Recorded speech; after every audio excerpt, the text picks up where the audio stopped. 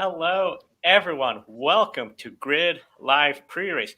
Joe Samaniego here, along with Kobe Lamas from the Podium Finish and Adam Lemeries.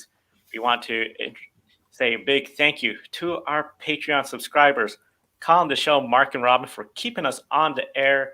Their monthly contribution helps us pay the bills. And of course, we invite you to invest through Patreon or buy me a coffee, a one-time contribution to the Grid Network.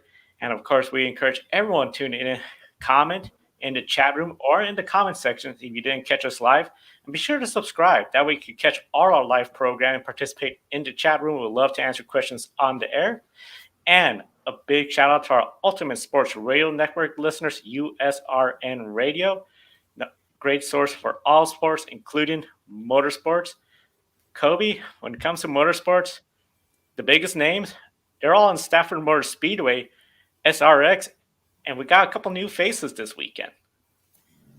Yeah, some new faces. Then the Camping World SRX Series, as he said, is visiting Stafford Motor Speedway up in Connecticut for the third round of the season. And by the end of tonight, we'll reach the halfway mark through the season and have a clear picture of who will really be competing for the championship. First to sixth place are separated by a total of 13 points. Ryan Newman is leading Bobby Labonte in the championship by a slim margin of 4 points. Last week's winner is at Boston. Tony Stewart is in third place, 6 points back. Adam, could consistency carry Newman or Labonte to the SRX title, or do they need to get a win like Tony Stewart? I think they need to get a win like Tony Stewart. And this week and tonight's race at Stafford Motor Speedway is kind of like a homecoming for play-by-play announcer Alan Bestwick. You see, Alan is from New England, and when he's not on the SRX broadcast, he is the play-by-play voice of the University of Connecticut women's basketball team. So it's not far away for him to go tonight up there at Stafford Motor Speedway. To me, it's going to be a really good race. It is sold out, so the people in the Nutmeg state of Connecticut are going to get a good show tonight. And Kobe, you mentioned some new faces tonight with Haley Deegan running. Justin Marks, one of the owners of Trackhouse Racing, is there replacing Helio Castroneves as he is at Mid-Ohio for the INDYCAR race.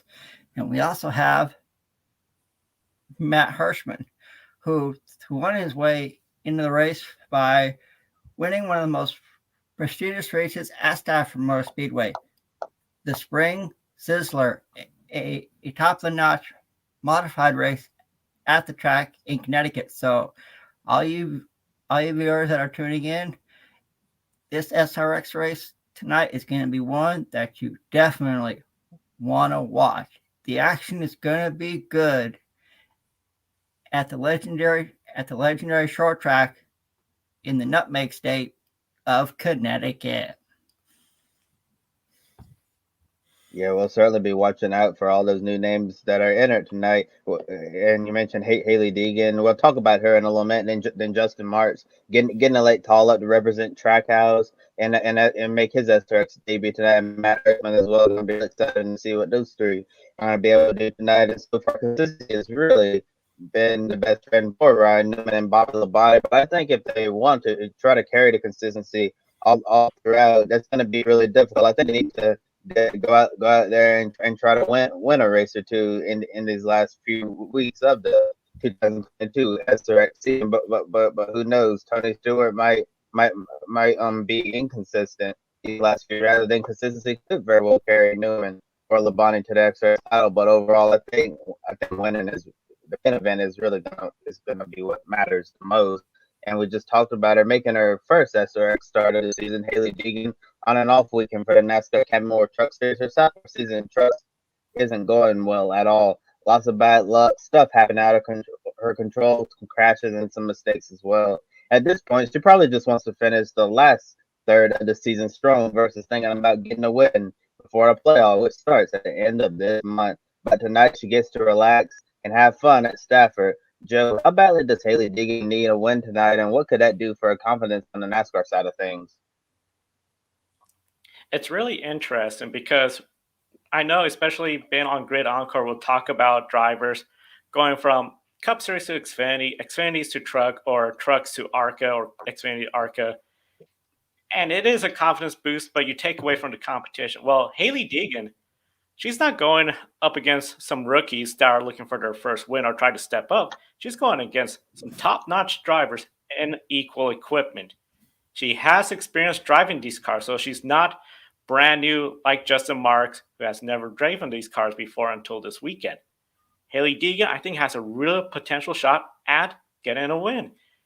And to say you beat Tony Stewart, Bill Elliott, Willie T. Ribbs, all the drivers there, we know they have a fun time at the track. Once they put the helmets on, it's business.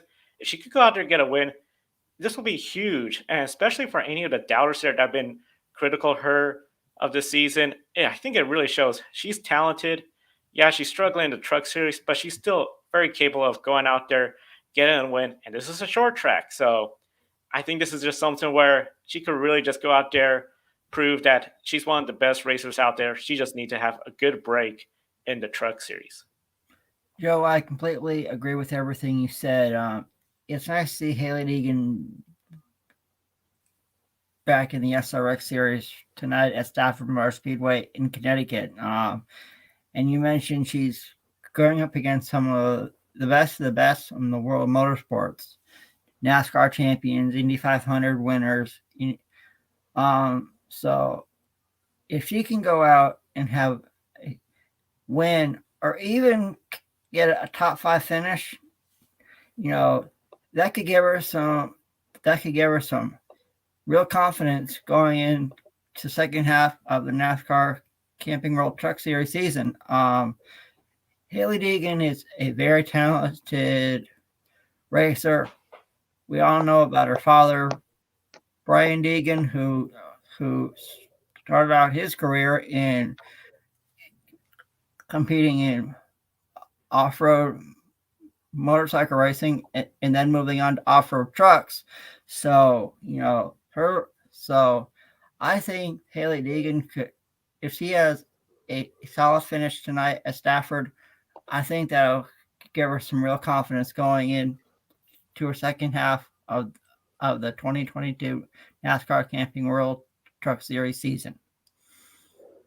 Yeah, and looking at Hailie Deegan's performance in SRX last year, she ran reasonably well, and she was extremely competitive in the races that she entered last year. So I certainly think Hailie Deegan can be competitive tonight. I don't know if she'll win the race, but I think it'll certainly be a nice shot in the arm for her if she goes out there and get a top 5 finish against all these legends of motorsports. And I'll remind here, I'm here for a reason. If I didn't have the talent, Tony Stewart, Ray Evernham, Donald Hawk, they wouldn't ask me to be here this season, and I really think it'll be a really great thing for Hailie Deegan been in this race, especially if she does well, and it should give her a little bit of confidence and for the rest of the 2022 NASCAR Camping World Truck Series season. So we'll just have to see how she'll do tonight.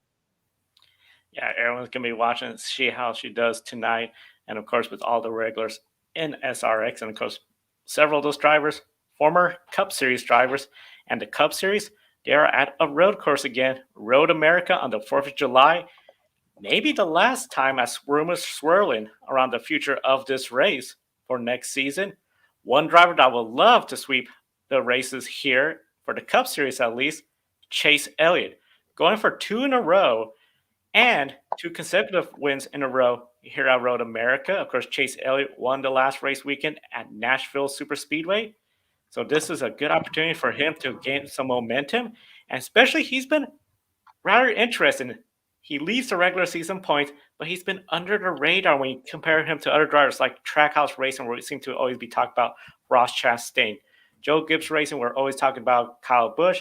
Denny Hamlin, that's 2 wins. Kyle Larson, despite only having 1 win, he still finds himself up front quite often. Just seems to be bad luck, like what happened in Sonoma with that loose tire, or just strategy not working out in their best way. So Chase Elliott, he's really putting together a solid regular season, potential to get that regular season championship, the extra playoff bonus points, and he's back in the grid rankings, so he's one of the top 5 drivers in our NASCAR ratings, but he's 32nd overall, way behind. But overall, they're very consistent. They got 2 wins now, and overall, Kobe, could you see Chase Elliott put together a winning streak and be the first consecutive winner this season?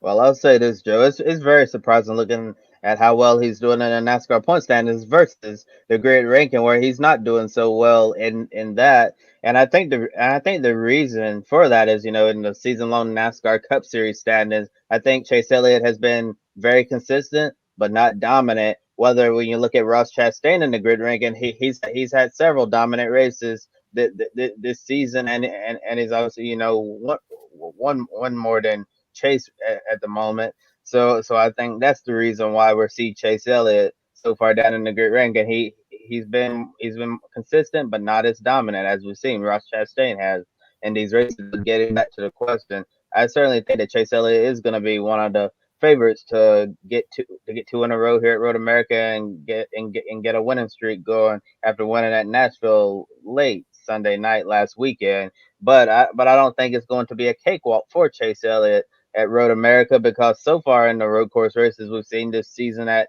Circuit of the Americas and Sonoma, road course has been very competitive. So I certainly think that Chase is going to have quite a bit of competition on his hands, especially Trackhouse, which I know we're going to talk about in a little bit. Ross Chastain, Daniel Suarez, they've won at both of the road courses this year. They're going to try to see if Trackhouse can go 3 for 3 on the tracks that go left and right. Well, I think, to me, Chase Elliott has to be one of the favorites, going in here to Road America. Like you guys have mentioned, he won here last year, so could he win 2 consecutive races? Sure he can. But Kobe, you mentioned Trackhouse Racing. To me, they're the team to beat on the road courses. They're so good. Both of the Trackhouse drivers have won there this year. So Chase Elliott is a favorite, but will I pick him to win tomorrow? Stay tuned until the end of the show when we do our pick a winner to see if I gave you a little hint. So one of the things you both bring up, Trackhouse, Kobe, we know Chase Elliott. Everyone talks about him being one of the road kings in NASCAR lately. But Trackhouse, Daniel Suarez, Ross Chastain, they won the road courses so far. So Kobe, is Trackhouse a team to beat this weekend? Yeah, I certainly think Trackhouse is one of the main teams to beat this weekend. I just mentioned that they won the 2 road course races we've had this season with Ross Chastain at Coda and Daniel Suarez getting his first career Cup Series victory at Sonoma, and that was also Ross Chastain's first career Cup victory at Circuit of the Americas. So I think both Trackhouse cars certainly going to have the equipment to get the job done this weekend at Road America, but I think they'll also have competition, as I mentioned with Chase. I think Hendrick's going to be up there, Joe Gibbs Racing, Team Penske, all the usual suspects. I think we could see a real competitive race, but at the end of the day, I think Trackhouse certainly is going to be one of the heavy favorites to get the win. As you mentioned, it's very competitive, but I do have to agree with you. I think Trackhouse got to be one of the favorites to go out there and get a win. But of course, we still have AJ Allmendinger, as you see on the list. He is at the track. Chase Elliott, Kyle Larson, they know how to win. I think this is going to be a very competitive race, as you've both been talking about, and it's going to be a lot of fun to watch. Now, overall, we have 9 races remaining before we start the playoffs. We still have 12 different winners since Chase Elliott was a repeat winner at Nashville. So there's still, in theory, room to potentially have more than 16 race winners. Adam, do you believe we'll see a repeat winner this weekend, or more likely see the 13th different winner this weekend? I think it's going to be a repeat winner tomorrow at Road America. I think, you guys have mentioned Trackhouse Racing, is the team to beat. Chase Elliott has good road racing experience. AJ Allmendinger, well, we all know what he did in the rain up at Portland International Raceway, even though it was a Xfinity race, but still, you never can out AJ Allmendinger on a road course. So I think we will see a repeat winner tomorrow at Road America. And to me, it's either going to be from Trackhouse Racing or Hendrick Motorsports. The two Chevrolet teams, those are some good, solid teams to always watch for the win each and every week. Now, with this race, some drivers, they know this is their best opportunity to get a win. Michael McDowell, the 2021 Daytona 500 winner, he would love to get a win here. He said earlier this week on SXM Sirius Radio, this is one of his favorite tracks. The stages, though, are very, very short. 15 laps, stage 1 and 2, and then the final stage is 32 laps, assuming no overtime. It's a 4.082 mile track. So we're going to be anticipating drivers doing what they did at Sonoma. Before the final 2 laps of the stages, you're going to be seeing drivers hit pit road because track position at the start of that second stage or the third stage is going to be very critical to try to get the win. We saw how Kyle Larson tried to do that strategy he used in 2021, where he won every stage and the race at Sonoma.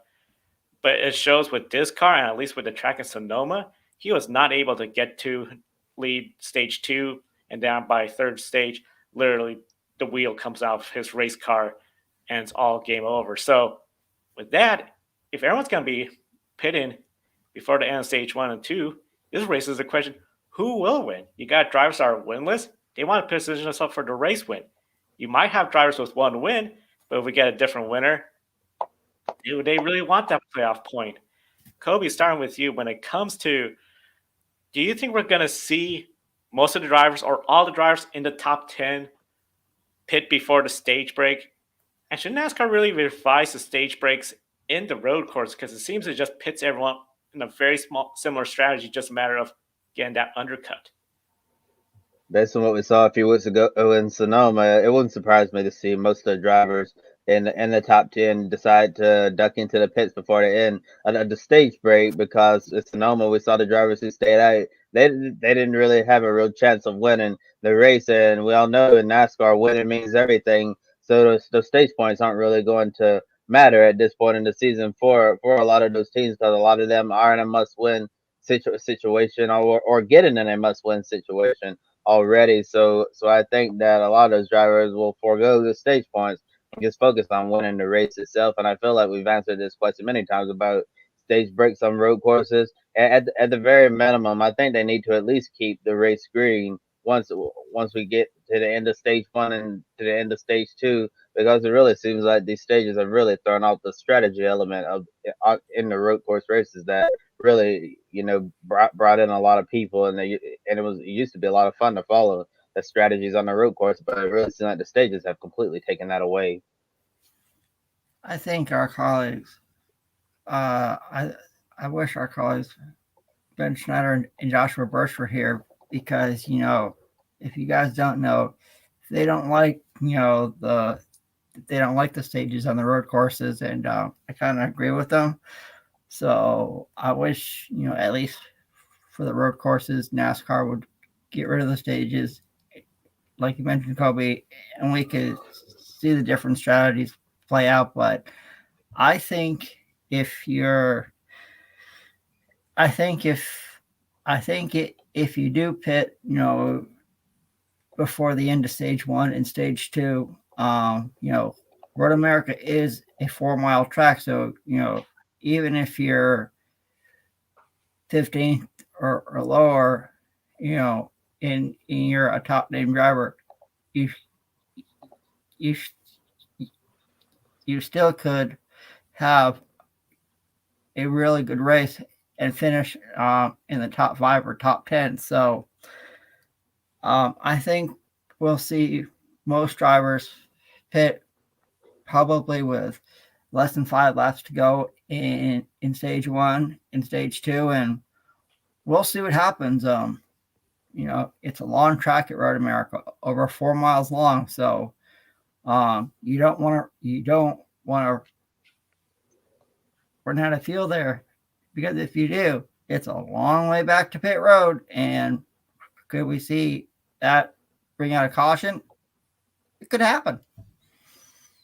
And you bring up a really interesting point, Adam. If a car pits 5 laps before the stage break, they can certainly gain the time on the other cars that are going to start pitting with 4, 3, and then 2 laps to go. About 2 laps to go, that's when you especially see the leaders, if they don't want to get that stage win, make their pit stop. Can a car with tires that are 4 laps older hold them off in the restart? I think tire wear is going to be a very big question the teams will be following. So maybe stage 2, we might see a little bit of that, depending on how everything looks in stage 1. The big thing, though, if we have a lot of cautions, I anticipate then you can see somebody try to spit really early and try to at least get that stage point, especially if you're a driver where you're got 2 wins, you're middle of the pack, you didn't have a good qualifying session, which is about to get underway for the Cup Series. A lot of potential for strategy in that aspect, but it's all going to come down to how the racing turns out. Last year was a very entertaining race. Chase Elliott, of course, got that win. It's going to be very interesting to see. So we'll take a look at the NASCAR Cup Series tomorrow on Grid Live Wrap-Up. And then, of course, we also have the NTT INDYCAR Series qualifying is next for the INDYCAR Series at Mid-Ohio for the Honda 200. Practice 2 saw Colton Herta take the top spot. He is 97 points behind the points leader, Marcus Erickson, and we have 9 races left in the season. Not exactly a lot of time, but Colton Herta, he could get back into the championship hunt with a win or 2, probably 2 or 3 wins, and some consistency, which he needs to put together. Behind him, his teammate Roman Grosjean, 12th in the points. He's 119 behind the leader. So, Adam, I got to ask you, when it comes to the two, do you believe they are both in a must-win situation this weekend? I do believe so, Joe. I believe Colton Herta and Romain Grosjean, they both drive for Andretti Autosport. And you mentioned Colton Herta, was fastest in the second practice. So that could be an indication of what we see in qualifying later on this afternoon and the race tomorrow. Colton Herta and Romain Grosjean, I think, are in a must-win situation. And there's a lot of tracks coming up where they could potentially do that. The street course in Nashville, Tennessee, Colton Herta almost won there last year, except for a crash at the end. Romain Grosjean also has ran well in Nashville, so I think we'll see one of those 2 drivers end up in victory lane sometime this year. Yeah, and this really is a big fallout from the Indianapolis 500. Ben double points. Remember, Roman Grosjean crashed out of the Indy 500, and Colton Herta had that big flip on carb day, and they tried to repair the car, but the car wasn't fast enough, and they essentially had to retire the car. The car was way too slow in the race. So we're really seeing a major impact of a bad Indianapolis 500. It's really ruined Colton Herta and Roman Grosjean's season. So I think both of those drivers, they need to go out there and try to win this weekend, and if they don't win, they need to be finished in the top 5 for the rest of the season. They also need their rivals ahead to have bad luck. And if the rivals don't have bad luck, then probably gonna be game over championship. While I think Grosjean, is probably a long shot at this point, but Colton Herta, I think he could still have a chance, but he'll certainly need help from people getting in trouble. Yeah, I think it's going to need help with people getting in trouble. It still sticks out in my head last year when we started the season at Barber Motorsports Park. He got in that first lap crash, and he said, this is a series where everyone's going to have some trouble, and he needs to put together some strong runs to capitalize on that. Colton Herta is now at that point where he needs those drivers to have trouble. He could still go out there and get the wins. Same with Roman Grosjean, but he can't afford to have trouble yet. I don't think exactly Mid-Ohio is a must-win situation for them yet. But if they don't get a win here and they have poor finishes, then they're going to be in a must-win situation because then we only have 8 races remaining. And that's going to get really tricky, especially when you have a driver like Joseph Newgarden, who is 3rd in the points and going for 2 in a row and his 4th win of 2022. He was the third fastest in the final practice, behind his teammate Will Power, who was the second fastest. And the points leader, Marcus Erickson, he was the 15th fastest, so way towards the back. They're going to be working on trying to get that car much better for qualifying. Kobe, will the times from practice be a strong indication of qualifying speeds today, or can there be a lot of adjustments made to help the speed, especially for Marcus Erickson? Oh yeah, there's certainly still a lot of time for Marcus Erickson, Chip Ganassi Racing to make adjustments to that car. I think so far we see the early favorites this weekend probably going to be Team Penske, but I think anyone who struggled in practice, they're certainly going to have a lot of time to make those much needed adjustments and try and get it ready for the race. I know we have qualifying coming up in just over an hour or so, so it's going to be interesting to see where they'll qualify, and already seen this season, where it looks like Team Penske looked really good in practice, then they didn't have the greatest qualifying, and we know in IndyCar track position can be really important. So while it looks like Team Penske might be the overall favorites, a poor qualifying in just an hour, in just a couple of hours time, could mean that we see a new favorite emerge. A new favorite could emerge. That's going to be really something that could shake up the IndyCar series. Now, one of the big things, 7 past winners are in this race, and we've had 5 different winners in the last 5 races. Joseph Newgarden, who won this race last year and 2017. Before Newgarden, we had Herta, Power, Dixon, and Rossi, which started this 5-race different winner streak in 2018.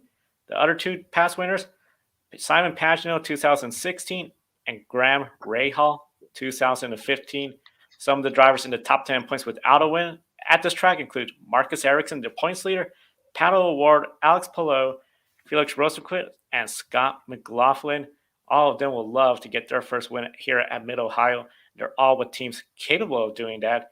This race does mark the halfway point of the season. So, Kobe, starting with you, which driver has been the biggest surprise in the first half of the season and will have a good shot at having a win in this race?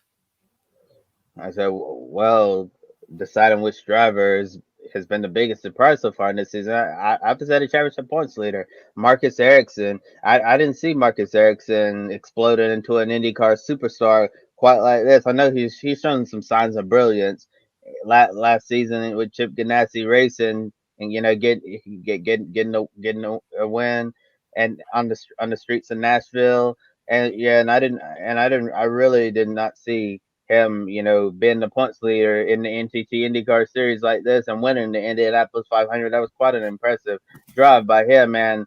And if you followed all of our coverage during the month of May, basically everybody overlooked Marcus Erickson. Well, almost everybody did. The only person who picked him and picked one, I believe, was our colleague Joshua Birch. He was the only one. While the rest of us, we were looking at the other Chip Ganassi racing cars. We're looking at Scott Dixon. We're looking at Alex Palou, Tony Kanema's. Some people thought even Jimmy Johnson was gonna be able to pull something off in the Indy 500, but nobody paid attention to Marcus Erickson. And look what happened. He won the Indy 500. He's been extremely consistent all throughout the season, and he looks like a legitimate contender to win this year's NTT IndyCar Series championship. And I feel like it's just been a big surprise to see how Marcus Erickson has just rose to stardom like this. I'll have to agree, Kobe. I think Marcus Erickson has been a surprise this year as well. To me, he is a legitimate contender for the NTT IndyCar Championship. The second half of the season is right around the corner, so Marcus Erickson can keep up this momentum. We could see the Husky Chocolate car come home with the championship. And another driver that, to me, I'll be looking out for tomorrow is Felix Rosenkrist. We know Felix Rosenkrist is signed with McLaren next year, but the question is, where is he going to go? Formula E or IndyCar?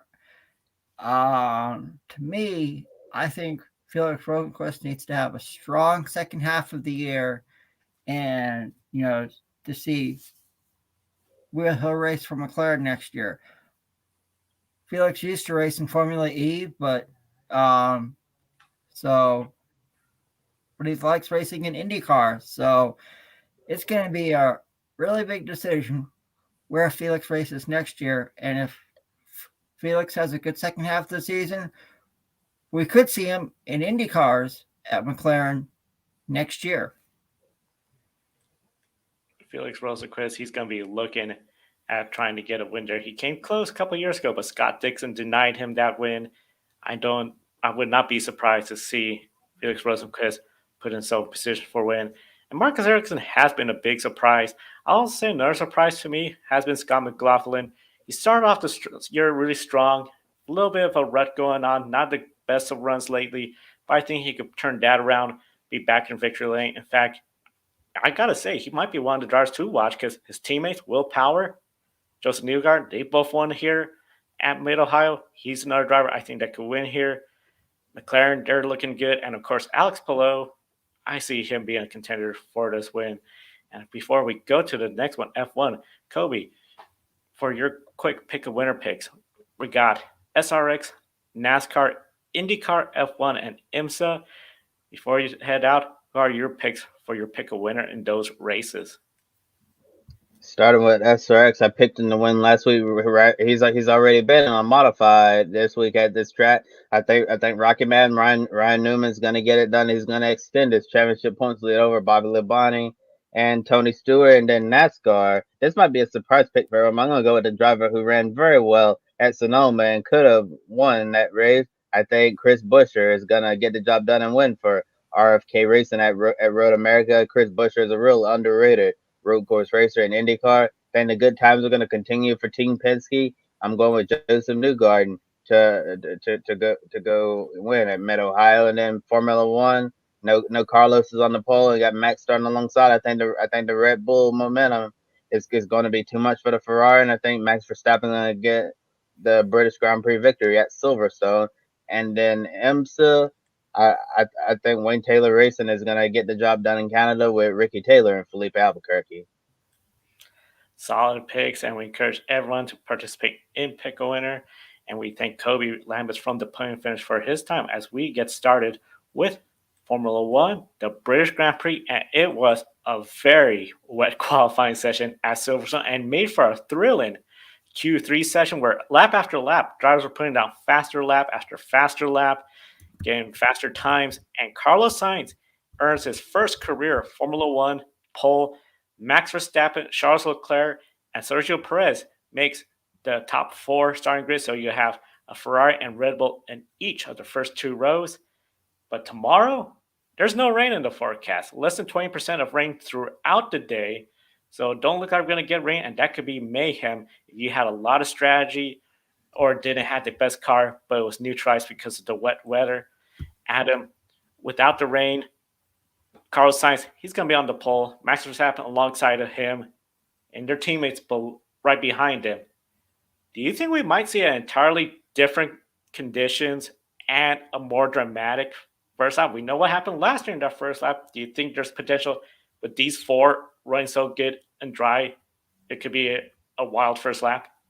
I do believe we will see, even if you viewers thought last year's F1 British Grand Prix was crazy. I think it'll be just as crazy tomorrow morning at the legendary Silverstone circuit. But I think lap one tomorrow is going to be absolutely crazy. You mentioned, you mentioned, Joe, tomorrow is going to be sunny, and we all know what happened, with Lewis Hamilton this weekend, and all the support that he's getting in the F1 paddock. So to me, I think it's going to be an even more crazier race this year than last year. Max Verstappen is looking to continue his dominance in F1. So I think lap one tomorrow is going to be crazy. Could be a very crazy first lap.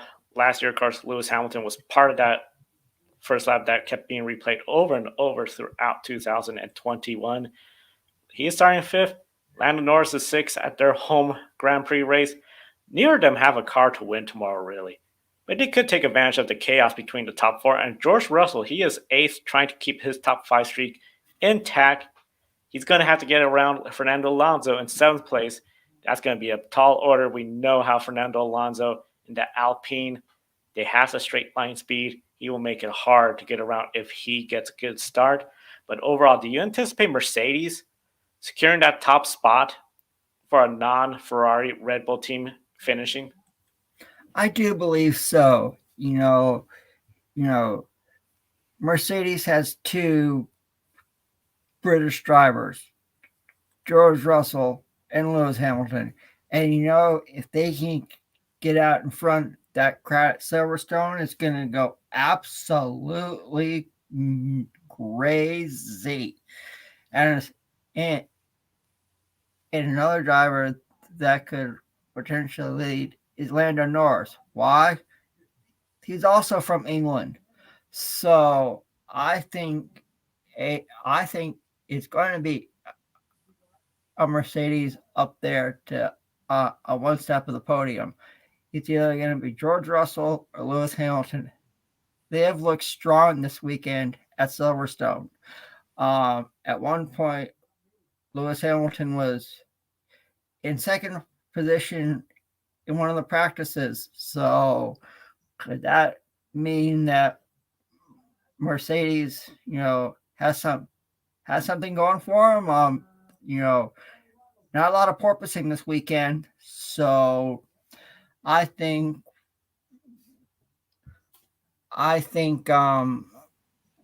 we will see a Mercedes on the podium tomorrow in Silverstone, either Lewis Hamilton or George Russell.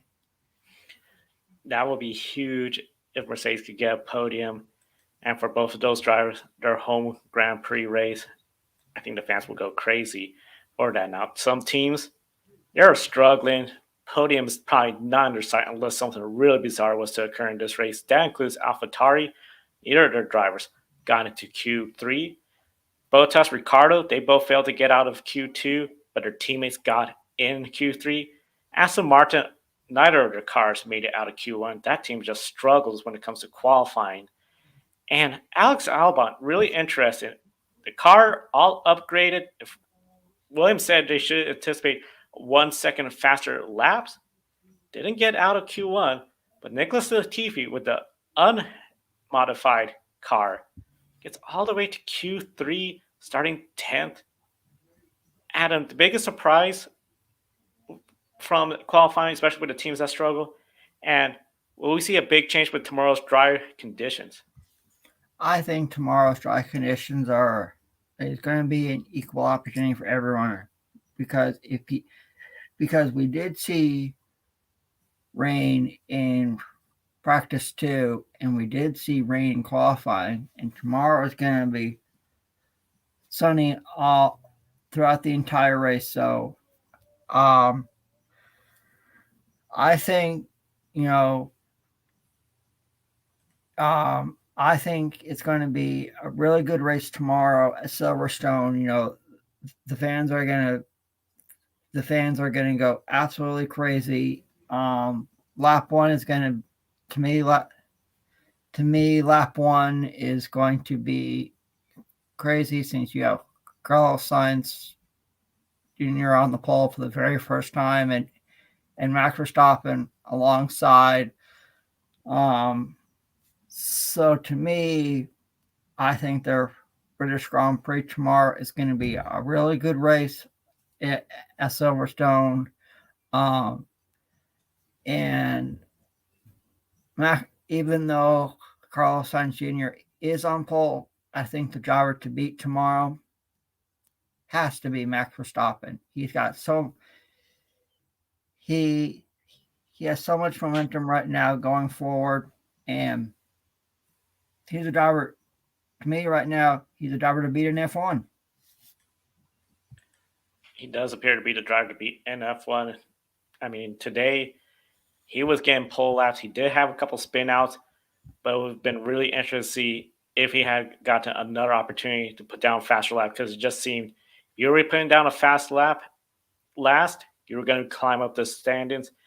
Max Verstappen, he had a couple of issues during qualifying that negated his potential fast lap. So it's going to be really interesting to see what happens. That start is going to be very critical. I anticipate Max Verstappen is going to get a really good start. If he puts it side by side with Carlos Sainz, I think Max Verstappen is going to end up with the lead. It's going to really come down to what happens to Charles Leclerc, because he is right behind Carlos Sainz. Carlos Sainz, a lot of pressure on him. He needs to have a good start. If he could have a really great start, keep Max Verstappen in second place, Charles Leclerc in third, I anticipate he'll have a better start than Sergio Perez, put the pressure on Verstappen. And Carlos Sainz, that could be his opportunity to run away and get his first career F1 win. So it'll be really interesting to see what happens at Silverstone for the Formula One British Grand Prix. But before that, of course, we had the W Series. The W Series Silverstone, they ran their race today. And the race overall, we saw a good amount of racing, but not for the lead. That was controlled by Jamie Chadwick. On pole, she had a great start, and she just dominated and won this race by 19 seconds. Yesterday, she was the center of attention for comments that many found discriminatory. We will follow and report on that story either on Grid tonight or Women in Motorsports. Today, though, Adam, she made it look really easy. Alice Powell, though, had a horrible day. She qualified third, handed a penalty to fifth, got that penalty reversed, back to third, stalled on the formation lap. She got going right before the last car did, so she didn't have to surrender her starting position. But by the safety car line, she was out of position, a 10-second stop and go penalty. And then when she finished serving that penalty, she stalled the car again. Just have been having mistake after mistake all season long, taking her out of contention. And she is just way down in the standings. If Alice won this race last year, taking the lead from a mistake by Fabian Woolwin, had Alice not stalled, not had the penalty, do you believe she would have given Jamie Chadwick a fight for the lead and for the win? That's a good question, Joe. And what we've seen from Jamie Chadwick so far in the W Series this year, I think if I'm an F2 or an F3 team owner, I'm looking for her to jump next year. I mean, Jamie Chadwick has been so dominant in the W Series the last couple of years. I mean, I'm surprised she's not on the F2 grid or F3 grid this year. That's where she needs to be, you know. And also, if Alice Powell wouldn't have stalled and gotten that 10-second penalty, you know, I think Alice Powell could have given Jamie Chadwick a run for her money. But right now, in the W Series, we're living in a Jamie Chadwick dominated world. And unless Jamie Chadwick either moves up and competes in F2 or in F3, I don't see. You're going to have to find a way to knock out Jamie Chadwick and win this title. Right now, it's Jamie Chadwick's title to lose in the W Series. She is, to me, she's one of the most dominant women, not only in the W Series, but in all motorsports. Yeah, all motorsports, she is just very dominant in what she is doing. And it's really impressive what Jamie's doing. It's really unfortunate the comments has overshadowed her accomplishments yesterday. But if you look just at our grid ratings for the W Series, she's well ahead of Abby Pullen, Bicycle Visser, Mclaughlin, winning from the pole, winning from the front row, podium in every race because she's won every race. While everyone else, they're not having those kind of numbers. And it really shows in the grid ranking where no other W Series racer is in the top 25. And one of those drivers, Mclaughlin, her and Abby Pullen, they were battling second to last lap, coming towards the last lap, racing for second place. Mclaughlin came down for the corner, made contact with Abby Pullen. They both essentially lost ground to Jamie Chadwick, allowing her that 19-second win. But we saw the two of them still finish second and third. The two of them did embrace. Looked like it was just a racing incident. No word that there was any action because it was investigated. Behind them, Fabian Woolwin, who could have won this race last year, managed to take fourth place. Emma, we know she's racing hard, but this is just a mistake we've seen in Miami twice, now this race. And the thing too, none of the drivers seem to have that consistency like Jamie Chadwick. Jamie Chadwick's on the front two rows. She's perfect in the races. The best chance for her to be beaten was Miami when Emma Kimmelinen had the lead, made a mistake in that corner. Jamie got around. It's the key to beating Jamie Chadwick, being perfect all weekend. So practice, qualifying, and the race. Oh, yeah, Joe. Absolutely. There are a lot of talented ladies that are competing in the W Series. You mentioned Emma Kumalainen had a shot to knock out Jamie Chadwick. Unfortunately, that didn't happen in Miami. So if you want to beat Jamie Chadwick in the W Series, you're gonna have to find a way to. You want a perfect race? You gotta beat Jamie Chadwick in everything: practice, qualifying, and the race. To me, we're living in a Jamie Chadwick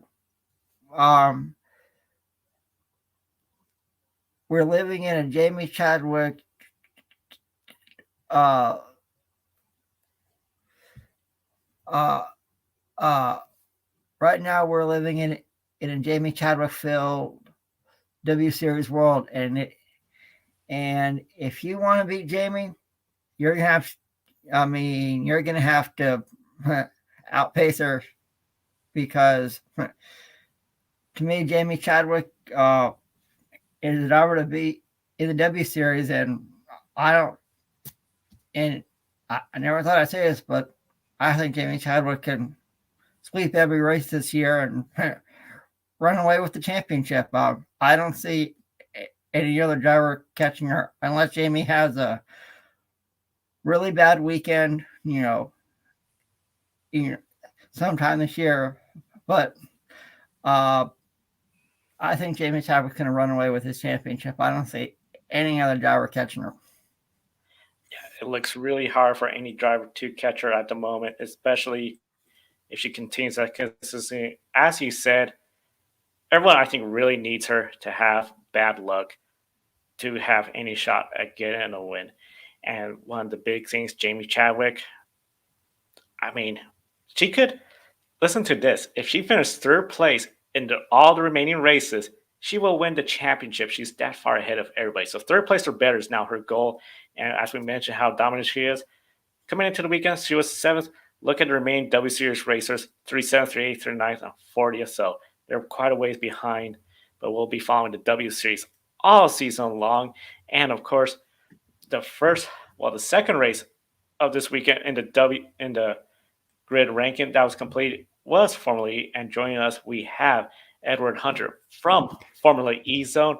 Edward, thank you for joining for the race. And what a race this was. The Marrakesh E-Prix, of course, it was going to be the Canadian round, but Morocco, 10th round of Formula E Championship. Antonio Felix Acosta beat Eduardo Montoro to pole position in the final qualifying duel. Qualifying duels setting up for some great action all year. But in the race, Montoro took revenge and used attack mode to snatch the lead 10 minutes in. Very surprising, which he then held through and win. And one thing I noticed, Ed, too, it seemed when it was, I believe, Roland and Acosta started racing each other, they allowed Montoro to get ahead. He got that second attack mode easily, didn't have to lose the lead. Really exciting drive for Montoro. The drama, of course, Acosta obeyed the team order for Diaz and let his teammate John Verne through to challenge Montoro. However, Verne couldn't make no impression on the race lead, and he conceded position back to Acosta. Afterwards, Mitch Evans then took him off the podium. So didn't exactly work out for Diaz Techeetah. Do you believe Diaz Techeetah made the right choice here, or did it cost him, well, essentially the win as well? Yeah, it's interesting because they obviously taking pole position. I think it's a race that DS Cheetah, they haven't won a race so far this season. I think they would have expected to win. I'm sort of all in my DS Cheetah shirt because I thought after qualifying it might be a good choice of shirt, but I don't have a Venturi shirt unfortunately, so that wasn't an option to change shirt midway through the race. But yeah, it was an interesting call.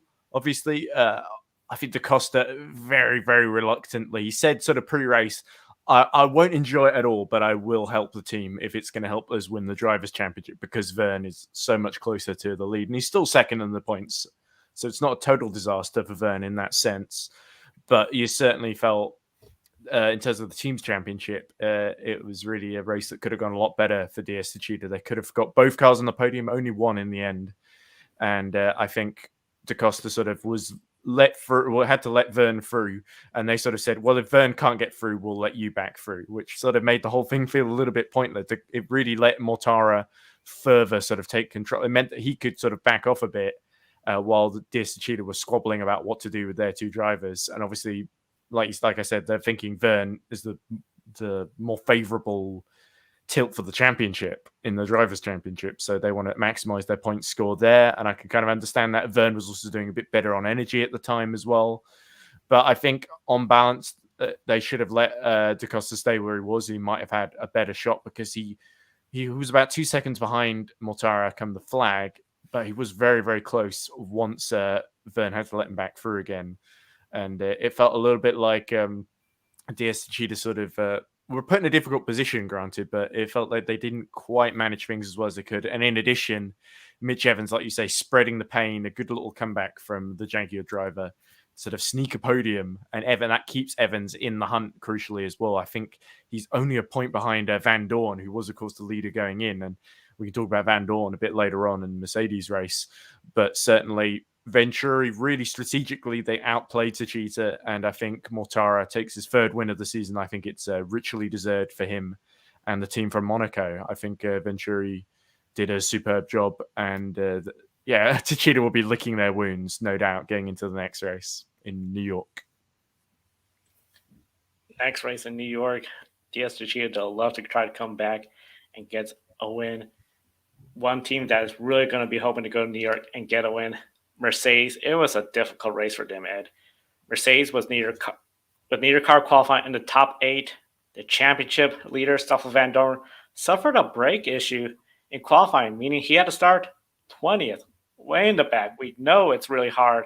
Formula E, yes, it's unpredictable. It's very physical, but if you're in the back, you need a lot to happen to get towards the front. He still made a valiant effort, though. Nick de Vries finished 6th, and Stoffel Van Dorn climbing up to 8th place. Very impressive. Now that Mortara has taken that third victory of the season and taken the championship lead away from Van Dorn, is this a huge setback for Mercedes, and can they rebound? I think they can absolutely rebound. It was just one of those things where after qualifying, Van Dorn looked a little lost, like he knew that he made a little error with the brakes, and it just really cost him. Obviously, he wasn't the only one to get qualifying wrong.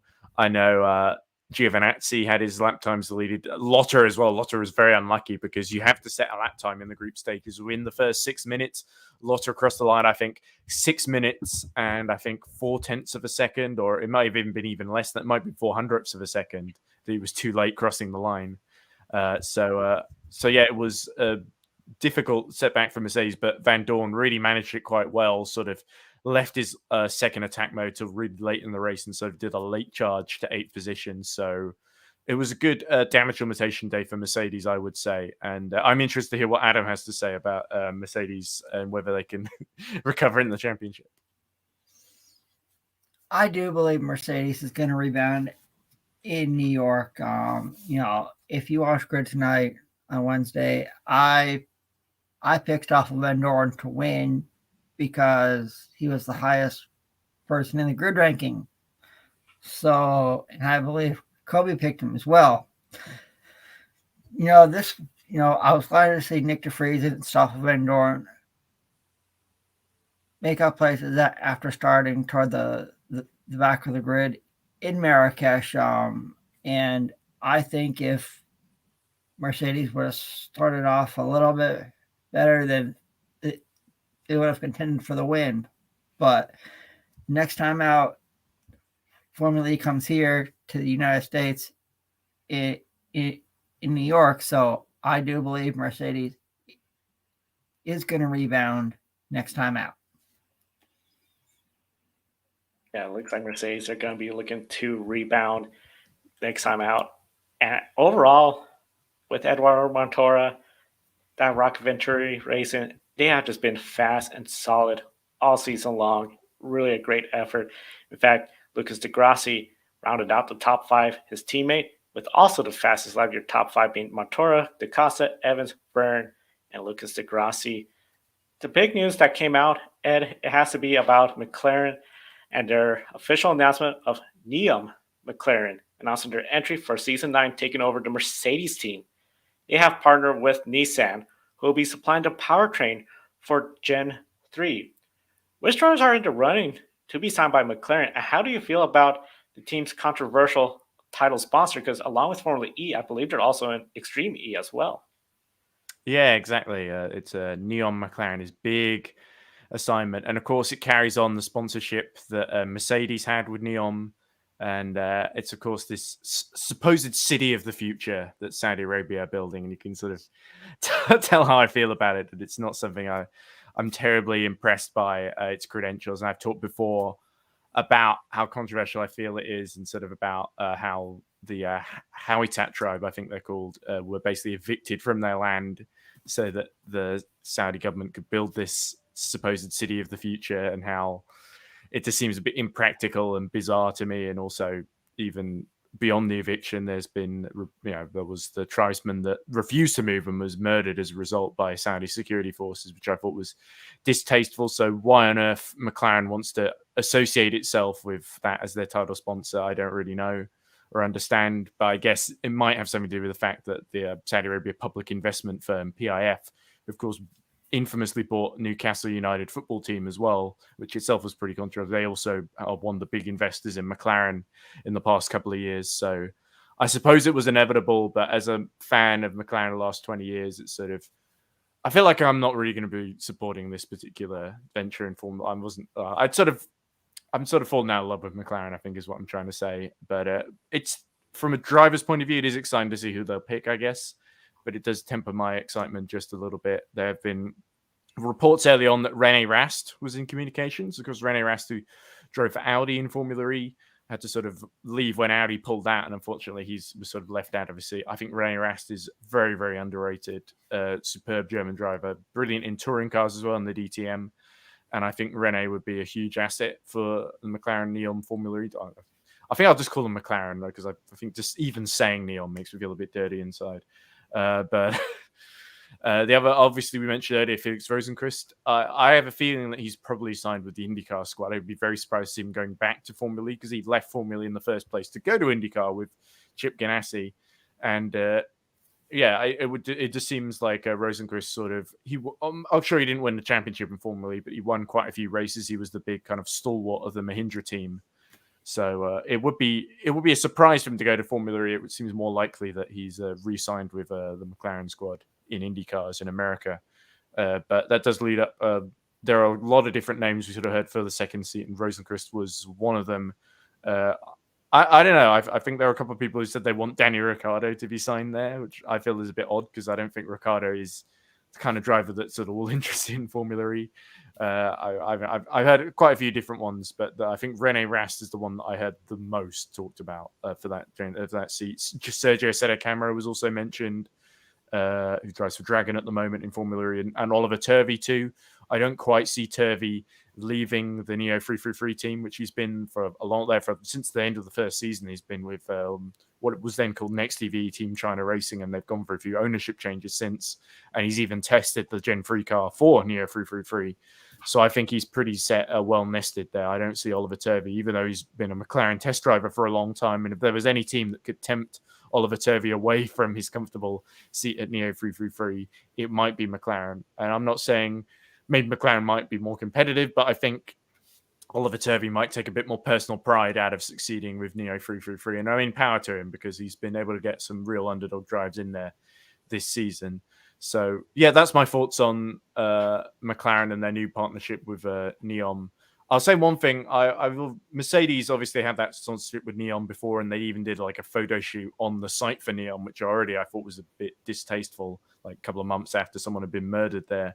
But at least Mercedes I felt that they were ashamed of it deep down, because they tried their best to cover it up in sort of, they never made any social media posts about it. It was just in local news outlets in the Gulf and in Saudi Arabia that they advertised that sort of show run they did. Whereas McLaren have been very brazen about it. They made it front and center. And I think, I think if my McLaren Plus membership, I think I'm tearing that up. So goodbye, McLaren is that's kind of my thoughts on that. And I hope I'm not saying that sort of, because I know people have got to make living and they've got to make money at the end of the day, but there are other ways of doing it. And I feel like McLaren have kind of sold their soul within the past couple of years, admittedly within difficult circumstances, but still, I think they could have made different choices here, and it's not a good look. Not a good look. And you bring up a good point, because McLaren does seem to have a lot of a younger fan base that are very passionate. We see them. There was very little outrage as well, and I think that's the saddest thing, that I think people don't know what Neom is, and they just made the silly joke, like, oh, is that what the car sounds like? And it's just like, well, that lets them off with their human rights abuses. You think about a silly joke, not, and the Doppler effect, I guess, and not about what they're actually doing in Saudi Arabia. And it's troubling. And I think more people, there was the whole thing about Mercedes and Formula 1 with Kingspan. Do you remember? Where Kingspan was involved in Grenfell Tower, basically. They were one of the companies that did the cladding. And a lot of the British press, I think because they could link it to Lewis Hamilton, essentially, because he, of course, driving for Mercedes in Formula 1, made a massive fuss about it. Like, how can Lewis get away with driving this car? That's an insult to the survivors of Grenfell Tower. And I think because the Hawitat tribe is a relatively unheard of and, pretty defenseless group that can't really, they haven't got many people speaking on their side, I guess, that sort of it's easy to marginalize and ignore them. And I think that's how you get away with these sorts of human rights abuses, because you dehumanize people essentially. And when people stop speaking out against it, then these things will keep happening. So that's why I thought it was important for me to get that in there. And I know, obviously, I don't want to, overshadow people who are excited about McLaren coming back. I mean, that's fine, but you just got to be aware of where the money's coming from. That's all I'll say. And definitely, I agree with you, especially up the road here in Portland. We got the Live Golf Tour, and that has been the media have been questioning the golfers really hard about, where this money's coming from in Saudi Arabia. And even London was like, do you think the 9/11 survivors, which was a terrorist attack here in the United States? Of course, they were involved, weren't they? There was people from Saudi Arabia who were involved in the hijacking. Yeah. It's definitely something where it's really impressed me it's Portland. We have protesters out there in the golf course outside, though. This is a private golf course, but yeah, it's something where I think a lot of people, that money from Saudi Arabia should be a question a lot of people do think and consider before they just sign the dotted line. But yeah, definitely wonderful talking points. And of course, Edward Hunter from Formula E Zone. We encourage everyone to visit Formula E Zone, their website, as well as their YouTube, where they have folks at the track for most of the races. We do, yes. Jack Pickering is on site today. We got one video from yesterday, and I think he's in the middle of it. Depends if they had to cancel the pre-race interviews, because literally the heat was so bad in Marrakesh that literally they didn't have anywhere covered up, because obviously the race was a replacement for Vancouver, like you said. So it was all rushed together in like 5 weeks, essentially. And the place hadn't been used pretty much since the outbreak of COVID-19. So, they did a great job actually organizing the race in the first place. And hopefully we get some interviews with Jack from some of the big runners and riders in that race, and sort of they might have some interesting stories to tell about how they got on in Marrakesh. Yeah, we encourage everyone to be sure to visit Formula E Zone, subscribe to it, and of course you can follow Ed Hunter and Formula E Zone on Twitter as well. Adam, just about out of time, but we still have one more segment to go. Pick a winner. That is correct, Joe. And it's time for everybody's favorite portion of the show.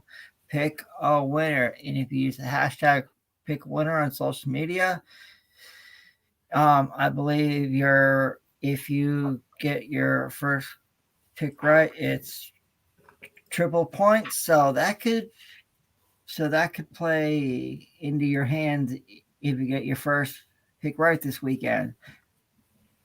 We got a lot of races to choose from, so let's get started. First up, the Camping World SRX Series heads to the Nutmeg State of Connecticut to the legendary Stafford Motor Speedway in Stafford Springs, Connecticut. We talked about this race earlier. So, Joe, who wins at Stafford Motor Speedway later tonight? I'm going with Hailie Deegan. I see her getting the win. She has had some good runs in the SRX.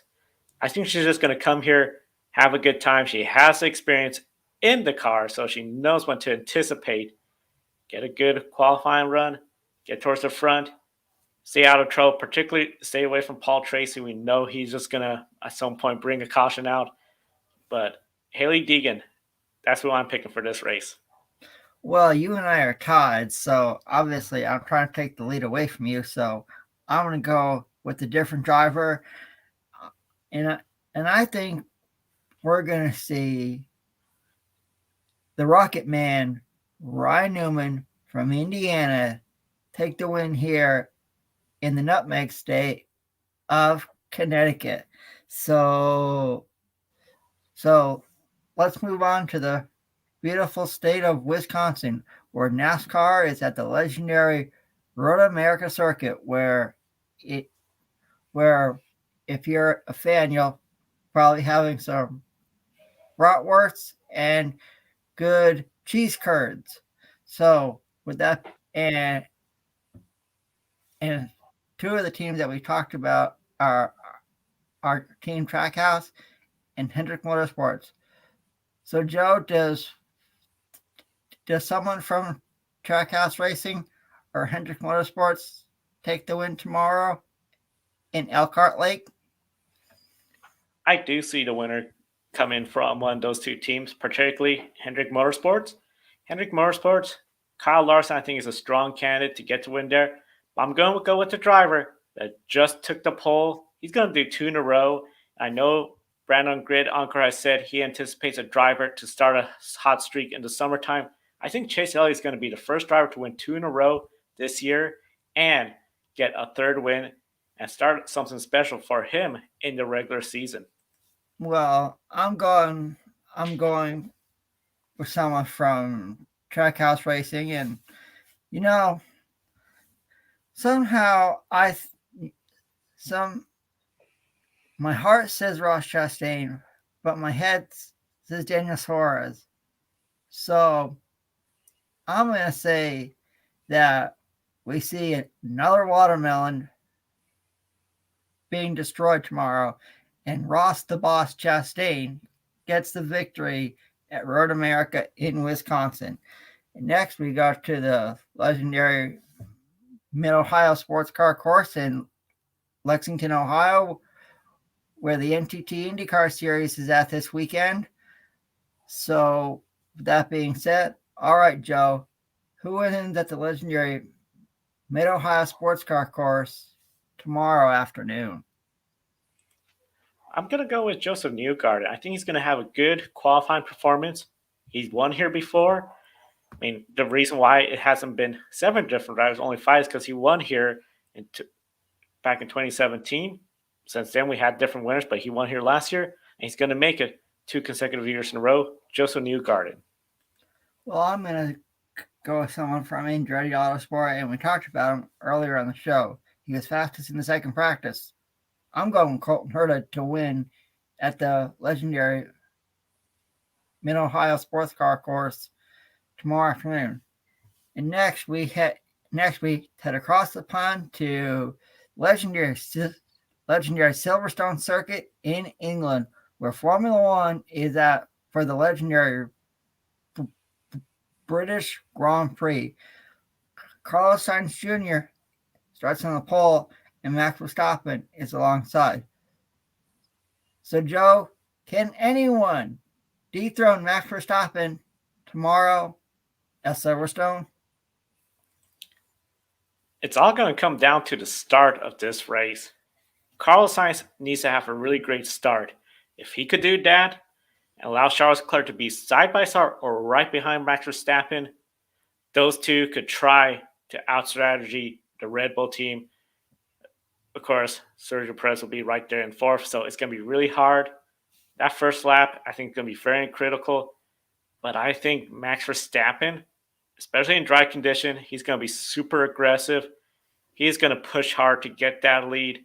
I don't think he's going to risk going side by side like what happened last year with Lewis Hamilton. I think he's going to be a little bit smarter, fall back, but knows he has a fast car, get that DRS, and take the win. We are living in a Max Verstappen F1 world right now, and I'm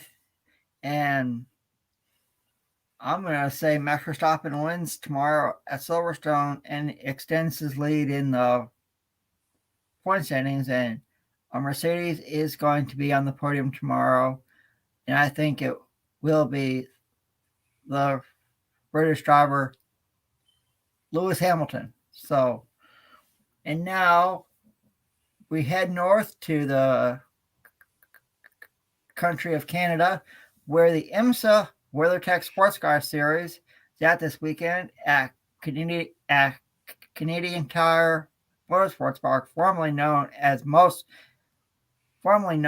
Mosport. Last weekend, it was the Wayne Taylor Racing car of Felipe Albuquerque and Ricky Taylor getting the win in the 6 hours of the Glen. So, Joe, does Wayne Taylor Racing make it 2 in a row in Canada? I think so. I feel this track really suits to Ricky Taylor. I think he's going to go out there, get the win, and make it 2 in a row. Yeah, and I'm going to agree with you and Kobe, and even though I'm trying to catch you guys, but I think Wayne Taylor Racing does get it done tomorrow in Canada with Felipe Albuquerque and Ricky Taylor. And we'll recap everything tomorrow on the wrap-up show. So I'll throw it over to Joe as he does the closing for another episode of the pre-race show. Yeah, and that's all for our show today. We want to, again, thank our Patreon subscribers calling the show, Mark and Robin, for keeping us on the air. They contribute each and every month to the Grid Network. We invite you to do the same or do the Buy Me a Coffee, which is a one-time contribution to the Grid Network. And, of course, we're all over social media. We're on Twitter, TikTok, Instagram, Facebook, LinkedIn, where we live stream our programs, as well as Twitch and YouTube. We encourage everyone to subscribe to our YouTube channel. Be sure to follow us and hit that bell to get a notification when we go on the air so you can participate in the chat room and not just comment in the comment section. But if you do leave a comment and like the video, we do answer back to all comments made. And we invite everyone to visit public.com, link in the video description. Use the referral code GRIDnet. You get $5 in free stock to invest in the stock market. And with public.com, you're not just investing in the dark. There are tools from podcasts, little tutorials on how the stock market works. So you know what you could do for investing, and you could talk to friends, make new friends on the social media homepage for the stock market, public.com. For Adam Lemeries, Kobe Lance, who was here earlier from the podium finish, and Edward Hunter, who was here earlier from Formula E Zone, I'm Joe Samaniego. Thank you for watching today's program. We'll see you next time, and enjoy the races. Don't be an anonymous investor. Join the stock market social media platform, public.com. Invest any amount of money and share with friends and new friends. Discover new opportunities, such as new companies and potential business partners, and useful tools for beginners, and share your experience with friends on public.com. Link in the video description gets you $5 for being a Grid Network viewer. Use the referral code GRIDnet for your free $5 to invest. Start investing and networking on public.com.